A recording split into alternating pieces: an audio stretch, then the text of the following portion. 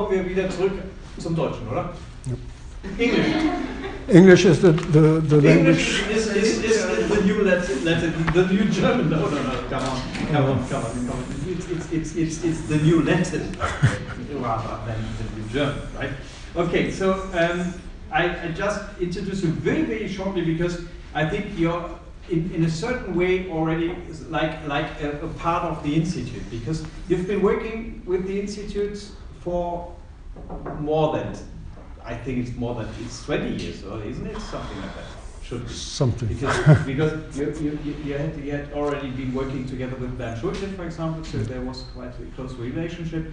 And this is why I really can say this is a long-standing relation we have, and we have a long-standing exchange as well.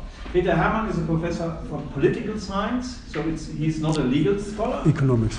And economics, yeah, but now you worked as a professor for political science as well. So you're an economist by training, but you're also working in the field of political science. Let's put it this way. And which is what is really important, because I think you've been working at very different places in the world. You're one of the very few people, at least I know, who has worked in China for a longer period of time, but also in Russia as a guest professor, and at different places in Europe, especially in Italy, but for a longer time in Ireland. So let's say you have really experiences from very different parts of the world. And now the question is, what does it mean for your own research in a certain way? And I think this is an interesting one. So what you're talking about today is the topic which is of great interest to everybody, I think. So this is worldwide. That's really a worldwide topic in a certain way. Big data is something more or less everybody's interested in, right? It's like splash in big splash in a certain way. So what you see is what you get. No, is it or is it not? So that's the question. Okay, digitization, that I'm speaking in English, is part of this experience of having worked in different countries, but it is as well mainly an issue that is dealt with in the English language scientific community. Computer science is kind of per se English. Economics, and this is a little bit the background that I want to bring into it, is as well today very much coined by English traditions. That means English, Britain, and especially even more so the United States of America. Scarcity, I only have 20 minutes. Scarcity is our topic as economists. Scarcity, comparative advantage, incentives matter, and cost-benefit. Cost-benefit analysis. These are the four cornerstones, if you want, of economics. And it is all about, that's the tradition, about measuring. Measuring the world, and that goes back even further, trying to put a figure on something and make it understandable as a digital, if you want to use this term, as a digital item. There was this beautiful book about Gauss and Humboldt, putting the two traditions actually against each other, measuring the world, of the humanist, the traveler exploring the world, Humboldt, and Gauss putting figures on it as mathematician. Actually, I distributed some of the papers. You can have more if you want, or I only printed 15 of them. There is some part of it mentioned. Mm-hmm. As well, last weekend, there was a new measurement of the world here in Munich, the Security Conference. That was in the Süddeutsche Zeitung, one of the headlines. And the question is actually, everybody talks about it, that's right. It is the topic. And at the same time, if you trust the figures, they vary from to, it's about probably 10% maximum that is really affected by this entire process of digitization and big data. At least the direct impact. Now, this is something in the future, it will probably make a difference, more of a difference. But at the same time, we should never forget, talking about these things, People like Daniel Blake, I don't know if you saw the film, the person who does not know how to use a computer and is told, just get the form from the internet. And it is not really affecting many people in countries of the so-called developing world or emerging market countries. What are we talking about is as well linked to this, not clear, because we talk about algorithms, that's the key word, and this is fine so far, but the problem is that we don't have an understanding in economics, and I think in law as well, what are algorithms. Is it a matter of means of production? Is it a transformed way of information? What are data? Are data really the raw material of algorithms? And then finally, information and knowledge society is as well another keyword, key term, trying to understand what is going on today. But at the same time, is this information actually the raw material or what? One central point, and this is the more social policy or sociological side of it, digitization is about delegation. We give things away, we give not only information away, but we give with this process as well the decision on what is made away. Take simple things like Google Maps. You don't go anywhere, but Google Maps tells you where to go and when to go. Things like this, in the extreme. It's virtualization. There are galleries, you don't have to go there anymore. And at the same time, it is about identification, developing a new identification.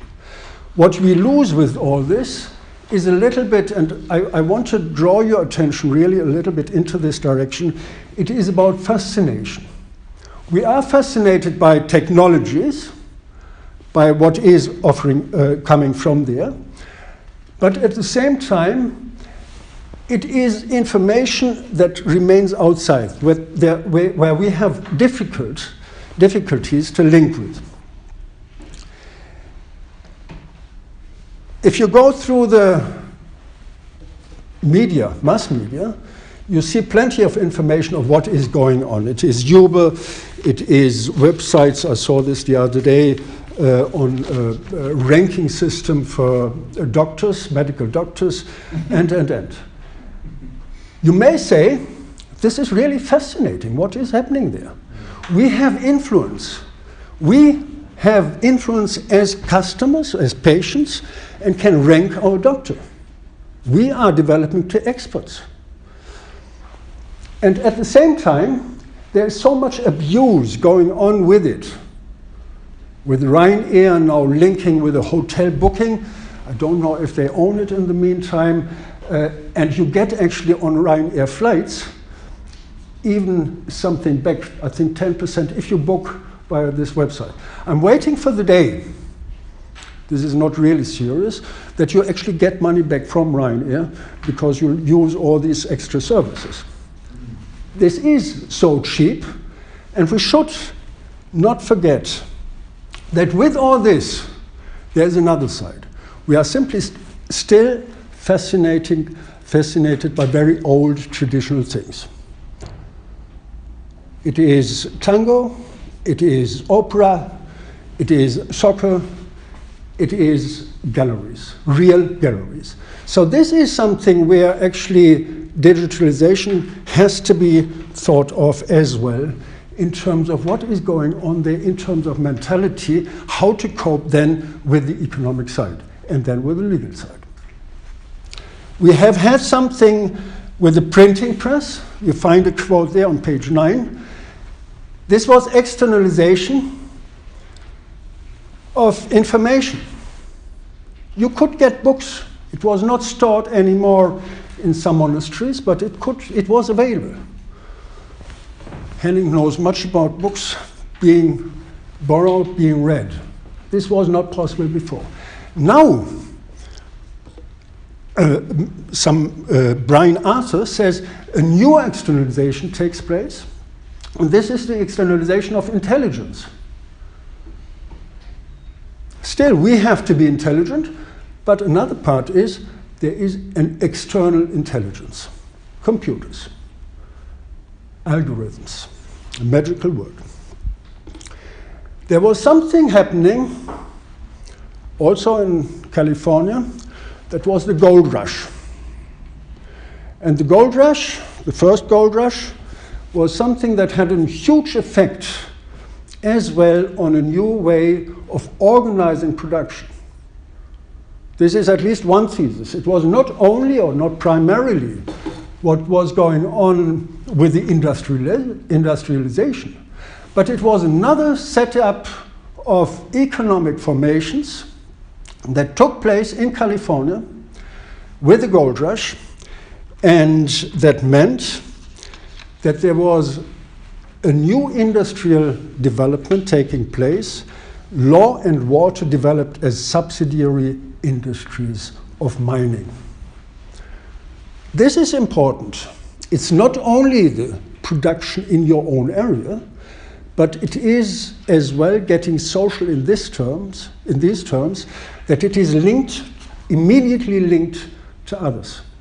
And law played a huge role there to define property rights. This was a decisive moment of self-organization on the one hand, but complemented by the legal system that had to look after the property rights. This was actually very strict at the beginning. Page 13, you find something. The size limits of mines had been defined by property, and property now understood in the understanding of Locke, John Locke. It is a matter that you can do with this property something directly. It is about work, appropriation by work. And this is something that is very important, or should be very important, in the future discussions. In general, in economics, we have this supply and demand side. And this is what I mentioned before as SCCI, scarcity, cost-benefit, comparative analysis, and incentives matters. Demand, supply, and this is self-regulating.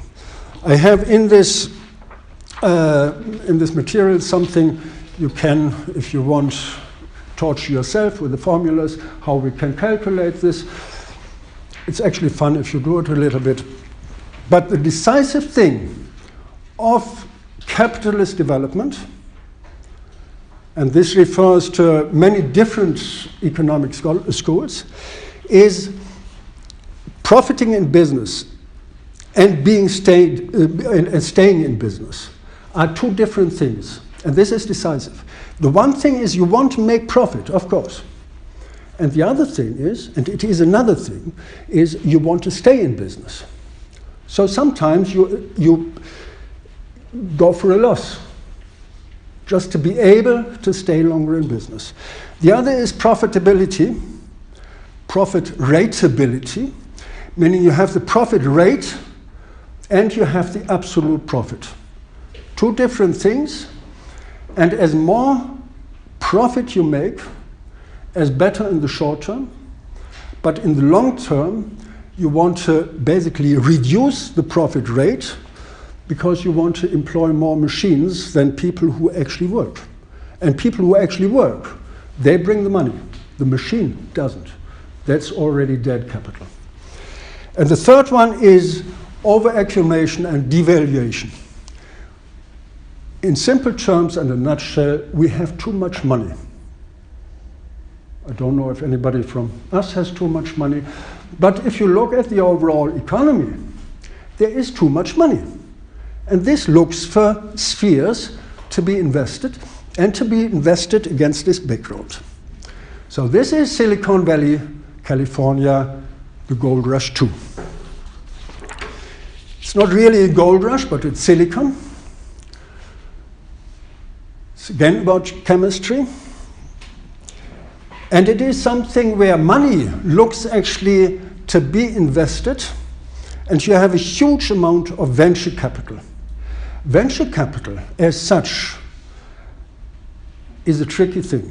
On the one hand, people who go for this want to make money, want to get profit out of it, but at the same time, it is already good to invest into something even if it fails. There are different issues, taxation and others that make a difference.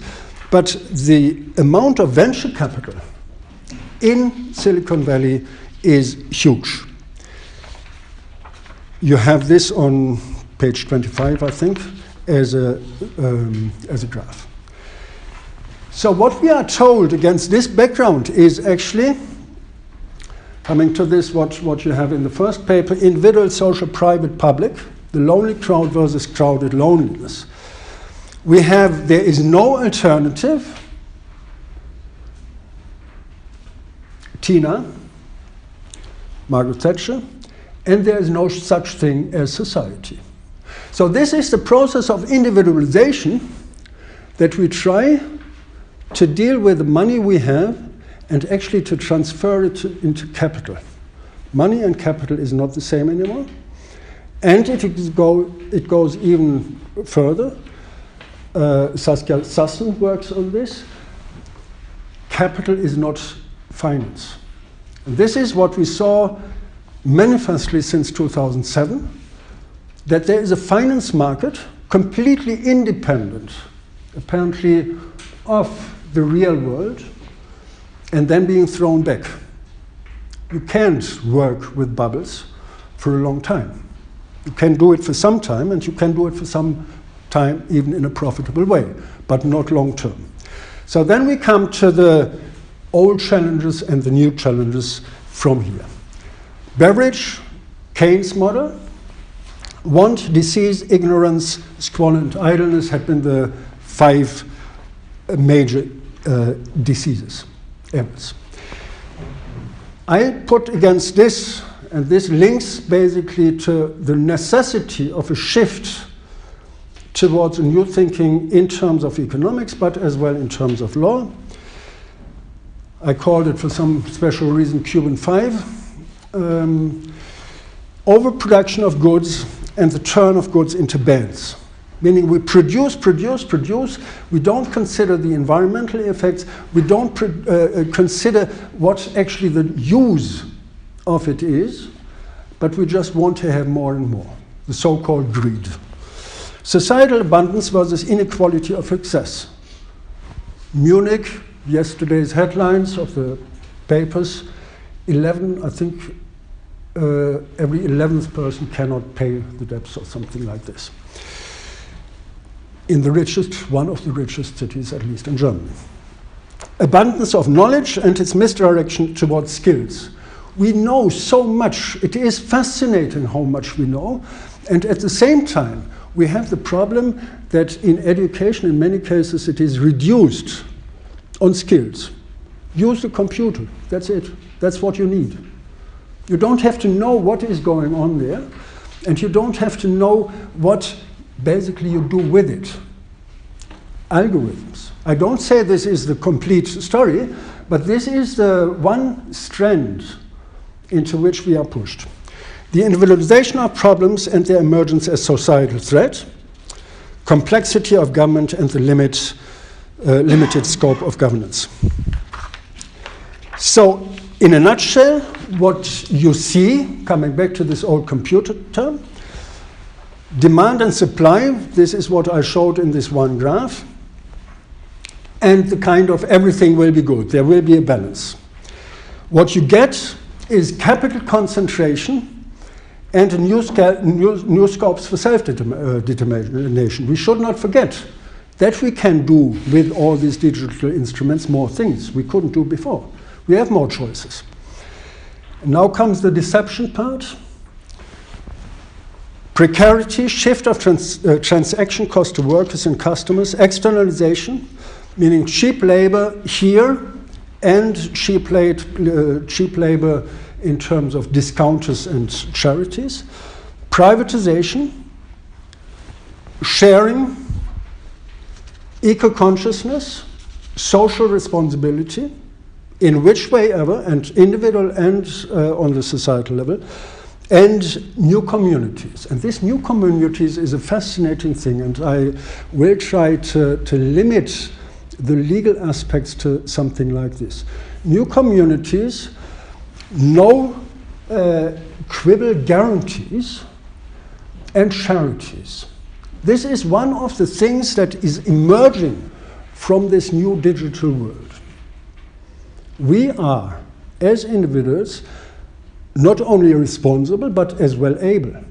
And you can turn it around. We are not only able, but we are responsible now for charity, for supporting ourselves and others. This is a good thing, to some extent. But at the same time, we lose rights with this. We lose social rights, and we lose, and this is a major thing then in the entire debate, we lose the standards of employment, social security derived from employment, and other things. This is the fascination, that we are actually talking on two levels. On the one hand, we are talking about social rights immediately linked or derived in the old systems, employment and social security. Very important, without doubt. I thought I would be ready with my presentation. Yesterday evening I got a new fundamental court case in the UK dealing with it. There's permanently change. There are permanently fundamental new regulations. Why? This is my thesis. One of the major reasons is that we do not talk about four major issues. And these are basically socio-economic, if you want. I came up with this beautiful term of concentralization. It's concentration and centralization going hand in hand. This is technically induced because it cannot go the old traditional way of concentration and a separate issue, centralization. It goes together. Networking effect, as we say in computer science and in economics. Something we have to think as well about, I think, in law. What are the network effects? Meaning, what are the connections between the different areas? There's one proposal, you have some quote here, I think from the Neue Juristische Wochenzeitschrift, of modularizing social rights. So you get social rights, but you only get it for the module, for the little tiny project you are working in. What does it mean? It's a huge challenge, I think. The other thing is public-private data chips. You have the Constitutional Court from 83 dealing with the census here in Germany, and discussing actually what is the private data and where is it actually going towards public data. How far can we protect privacy? And where is, with these data, as well, a responsibility for the public? The tricky thing then in economics and in law is, I think, what do we do with private companies like Google, like Facebook, like Amazon, using our data and actually making them public? I think this is a main challenge as well, to rethink law. Then, of course, the changed status of employees. But is it really only about the changed status of employees, or is it something more? Is it a changed relationship to property? This is why I referred to the first gold rush in California. There happened something with a limitation of property in terms of what can you do with it. It were been mines, the size of the mines had been limited to the work you could do. Now, this is another thing for us to think about, definitely in economics. How can we avoid, or how can we redefine public data and private data and the interlinkage? Then finally, the firm. It was actually the only Nobel Prize laureate, actually from the Reichsbank, the economics, from a law faculty, who had been dealing with this.